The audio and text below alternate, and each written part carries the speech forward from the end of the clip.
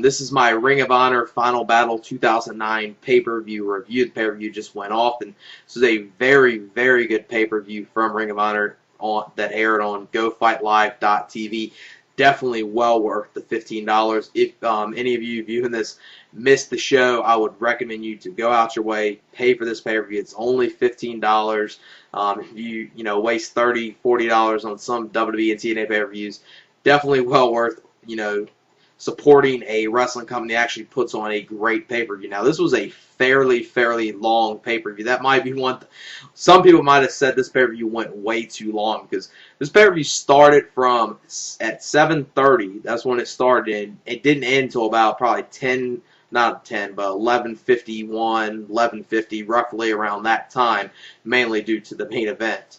But this was a very good pay-per-view. A lot of good stuff, a lot of good surprises, some returns on here, some reunions, and a great overall main event of this pay-per-view. Now, some people might dislike the way the main event was booked in some capacities, but still was a good main event, and some people might have rather had a different outcome to it than what it ended up having. Now, the pay-per-view started off at first, and the ring announcers came out there. It was Dave Prazak and Erick Santamaria. They were the two main commentators. And then you saw Larry Sweeney make his return to Ring of Honor. He was on commentary as well. Now, the only thing you could actually have a problem with this pay-per-view is the audio levels from the commentators, and sometimes during the crowd as well, because that was really the only issue with this pay-per-view. Because as far as production, as far as video goes, you didn't really miss that many. You really didn't miss any angles. You saw pretty much everything, and the filming was good. Just the one thing they need to work out next when they try this again is make sure the audio of the commentators comes in perfect. Because most of the event, almost the whole entire event, Dave Prazak came in perfect. Erick Santamaria, he came in pretty good. But still, they needed a little work with that.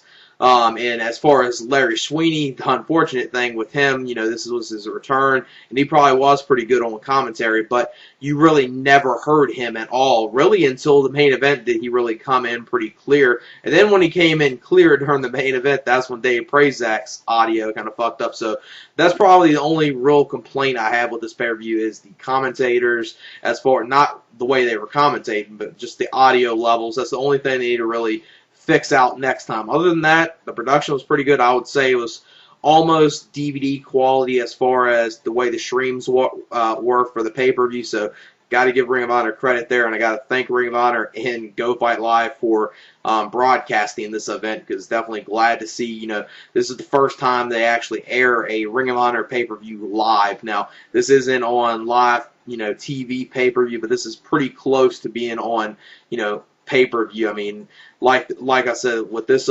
pay-per-view, you probably wouldn't call this actually a pay-per-view. You'll call it an event, or maybe an IPPV, internet pay-per-view. So that was like the only kinks they need to fix out next time when they do this again. Now, the first matchup was a four-corner survival match. It was Claudio Castagnoli versus Rhett Titus versus Kenny Omega versus Colt Cabana. Saw some good comedy with Kenny Omega and Colt Cabana at the beginning of this match. Fairly decent match. Good way to start the show off. They might need to start having a little better openers, but still, this was a solid opener, decent way to start the show off with.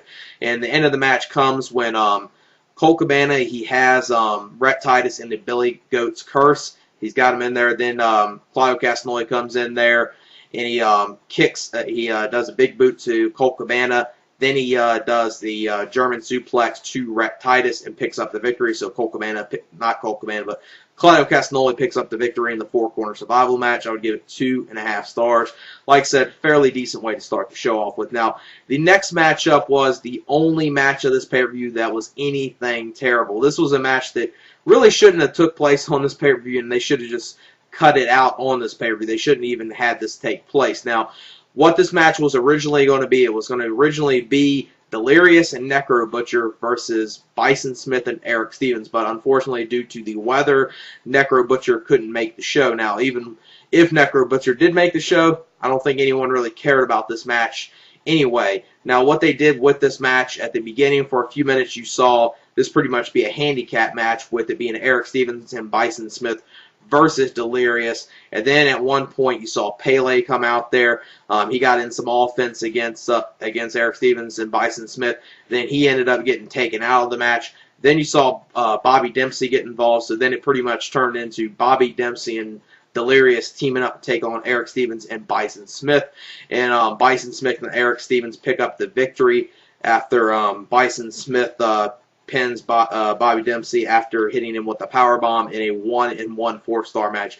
Very, very bad match. Shouldn't even took place. And, since you originally, had Necro in this match, and, it was kind of a clusterfuck in a sense, too. Not only was it kind of a bad match, but it was a clusterfuck at the same time. So that was the one match that I would say stay clear of when you, if you order this pay-per-view on Go Fight Live. You can skip this match right here. Don't really even pay attention to it.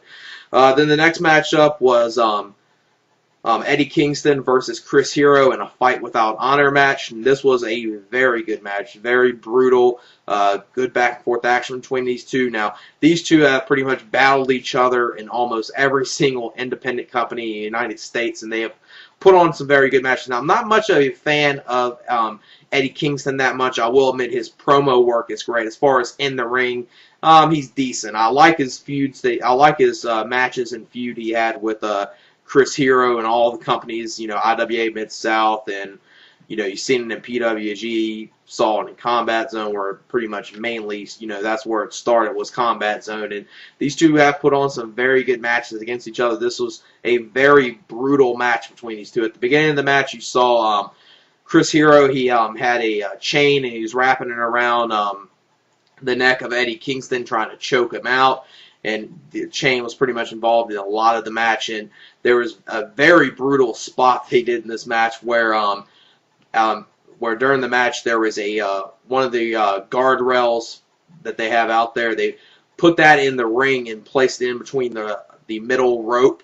And then you saw Eddie Kingston and Chris Hero battle at the top of it. And Chris Hero hit a pile driver to Eddie Kingston into it, and that was a very vicious spot right there during this match. And then the end of the match comes where Eddie Kingston, he uses the loaded elbow pad that Chris Hero uses during a lot of his matches. Now, looks like he was just going to put it on his fist, and he was just going to do the back fist with it, but then he put it on his elbow, hit that, and ended up picking the victory. So Eddie Kingston picks up the victory against Chris Hero in this match in a very, very good match. Now, it wasn't, a good technically sound match, but it wasn't supposed to be. It was a Fight Without Honor. It was pretty much supposed to be a brawl, and they delivered right there, and I would give it 3 3/4 stars. Very good match. Then the next matchup was the Young Bucks versus Kevin Steen and El Generico. This was a very good tag match. Saw some good action in this match. The Young Bucks are definitely showing why they are one of the top tag teams in the world going today, and Kevin Steen and El Generico did some good stuff in this match as well. Just enjoyed this match a lot, and the Young Bucks pick up the victory by pinning Kevin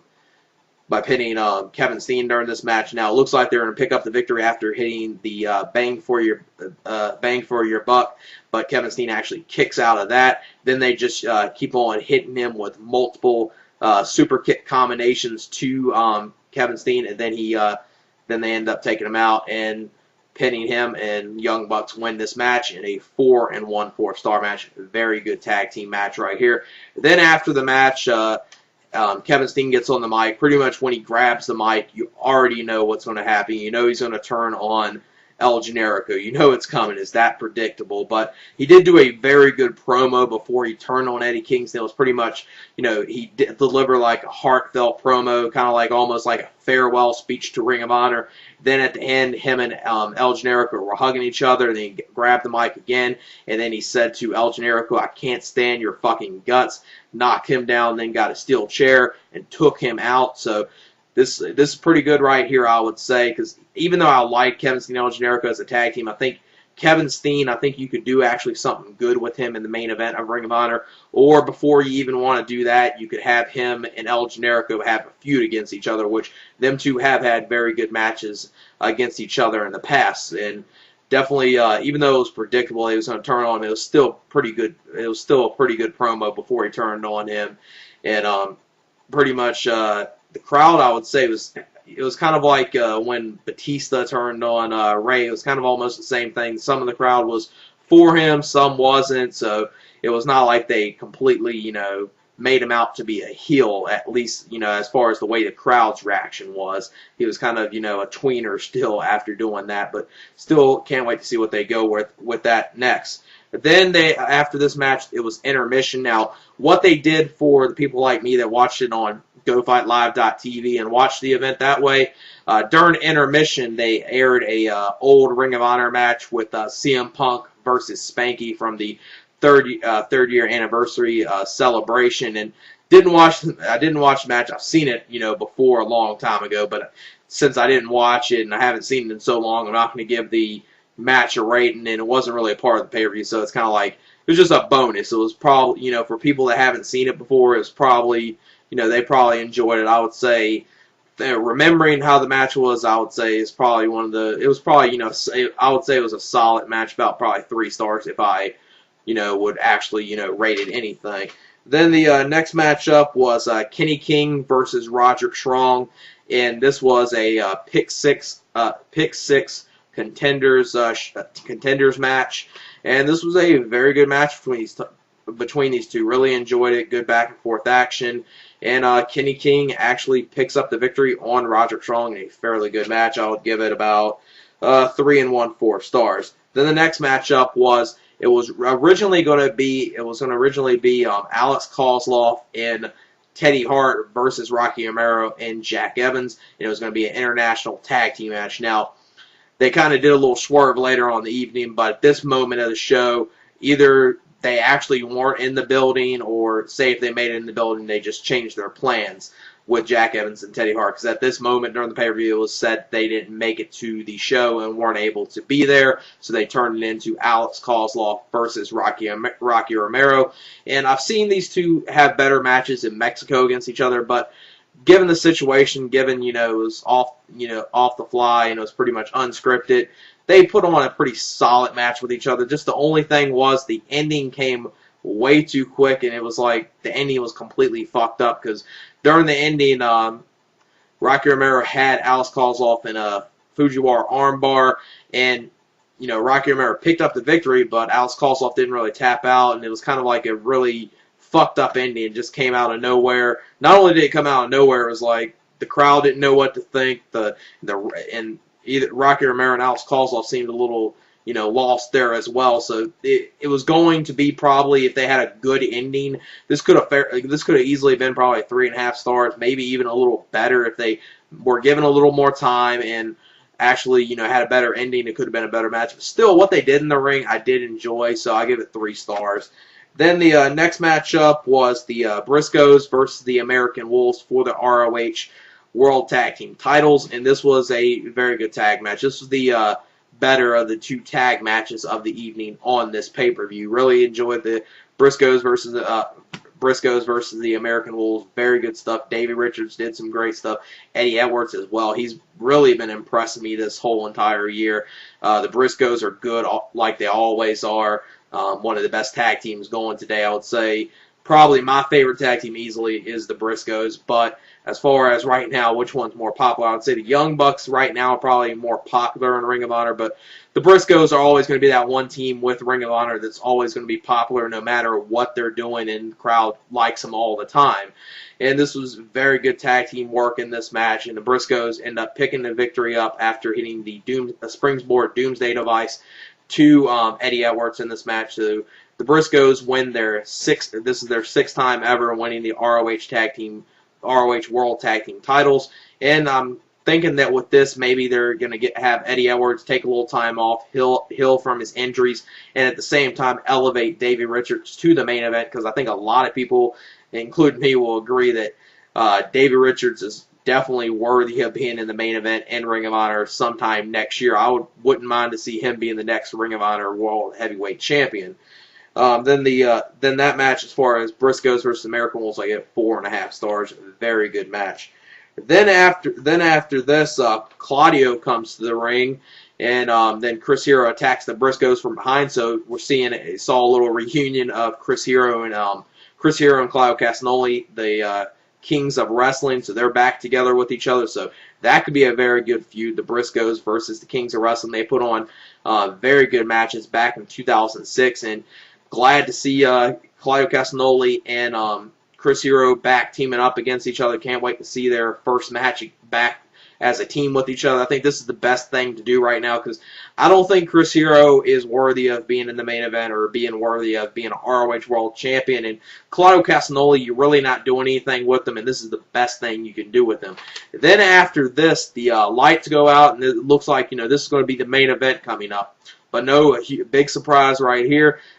Jack Evans, Teddy Hart, and Julius Smokes come in the ring, and this pretty much, Jack Evans gets on the mic, cuts a little promo, and says he wants him and Teddy Hart to pretty much showcase themselves and prove how good they are. And these two went back and forth with each other in a match with Jack Evans versus Teddy Hart for about 8 to 10 minutes. And, sure, this was, a spotty match. It was very spotty, but it was a enjoyable spot fest. That was the one thing about it. And really good stuff. Really enjoyed it. 3.5 stars. Jack Evans picks up the victory after hitting the 630. Then the main event of the evening was Austin Aries versus Tyler Black for the ROH World Heavyweight Championship. And this was a very good match. Now, some people would say they might not like the way the booking was in this match. And obviously, the one thing I'll say that I wanted to see in this match now, even before I get into talking about this match, I'm going to give the outcome of this match. Now, Tyler Black, he didn't win the ROH World Heavyweight Championship, unfortunately. This match ended up in a 60-minute time limit draw. Very good 60-minute time limit draw. Now, that's the one thing I disliked about this match was, you did all this build-up, and, it was 1 year later, the match 1 year in the making, and Tyler Black still, he comes out not winning the ROH World Heavyweight Championship, which some people probably now are saying, Tyler Black, his time has left him. He's not really worthy of being ROH World Heavyweight Champion. But I thought, he definitely should have won the World Heavyweight Championship in this match. But what they didn't here, you saw, for about the first 30 to 35 minutes, you saw some great back and forth action.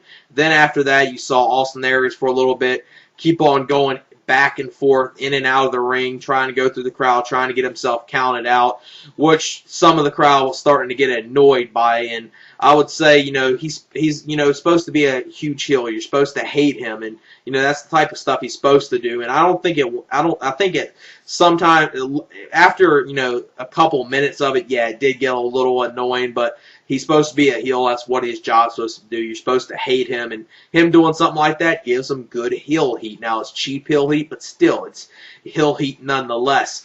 And then I was expecting maybe this match, I was expecting, after about 40 minutes of this match, I was expecting maybe this match is going to go to like the last 2 to 3 minutes of the 60-minute time limit. Tyler Black might win the title there, but no, that didn't happen. It went to the 60-minute time limit draw. But a very good main event. A lot of good stuff between Aries and Tyler Black they did in this match. But, they did all that stuff with Austin Aries doing that. And Tyler Black, looking like he's going to win the World Heavyweight Championship. He took everything from Austin Aries. And, he didn't win the ROH World Heavyweight Championship. So that's like the only thing that's a little disappointing with this pay-per-view as far as an outcome of the match. But still, it was a great match. I would give the main event 4.5 stars. Some, like I said, might not like it as much as I did, but I, thought it was pretty good. You saw some great work between each other, a lot of good false finishes and stuff like that. And, I'm kind of a mark for, the time limit draws, and I love, the time limit draws. And they don't happen that often in wrestling nowadays. And, it's great to see it on, a pay-per-view from Ring of Honor now. Should it have been a decisive, finish to it and actually, either have Aries pin Tyler Black or Tyler Black actually win the title, sure, that would have been a little better, but still, it was a great main event. Really enjoyed it. Really enjoyed this pay-per-view overall. I would give this pay-per-view a 9.5 out of 10. Definitely, this is probably one of the best pay-per-views of the year. I like Supercard of Honor 4 a lot. That was a great Ring of Honor event. That was good. I liked the Dragon Gate Untouchable pay-per-view. I liked Wrestle Kingdom 3, and I would say this event from Ring of Honor Final Battle 2009 is probably about equal to those events, if not better, and it's definitely worth your $15. If you got $15 to spare and you want to give Ring of Honor a chance, this is a show for you to check out. So just wanted to come on here and give my thoughts on the Ring of Honor Final Battle 2009 pay-per-view event. And yeah, that's it. Peace. Pay-per-views. Definitely well worth, supporting a wrestling company that actually puts on a great pay-per-view. Now, this was a fairly long pay-per-view. That might be one. Some people might have said this pay-per-view went way tiew long, because this pay-per-view started at 7:30. That's when it started, and it didn't end until about probably 10. Not 10, but 11:51, 11:50, roughly around that time, mainly due to this is my Ring of Honor Final Battle 2009 pay-per-view review. The pay-per-view just went off, and this is a very good pay-per-view from Ring of Honor that aired on GoFightLive.tv. Definitely well worth the $15. If any of you viewing this missed the show, I would recommend you to go out your way, pay for this pay-per-view. It's only $15. If you waste $30, $40 on some WWE and TJ, and the ring announcers came out there. It was Dave Prazak and Erick Santamaria. They were the two main commentators. And then you saw Larry Sweeney make his return to Ring of Honor.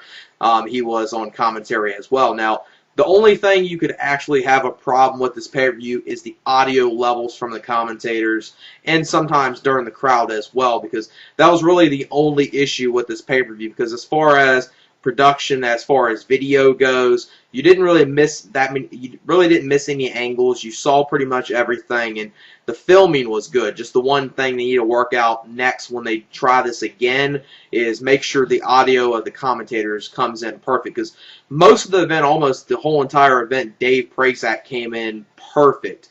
Erick Santamaria, he came in pretty good still to the main event. But this was a very good pay-per-view. A lot of good stuff, a lot of good surprises, some returns on here, some reunions, and a great overall main event of this pay-per-view. Now, some people might dislike the way the main event was booked in some capacities, but still was a good main event, and some people might have rather had a different outcome to it than what it ended up having. Now, the pay-per-view started off at first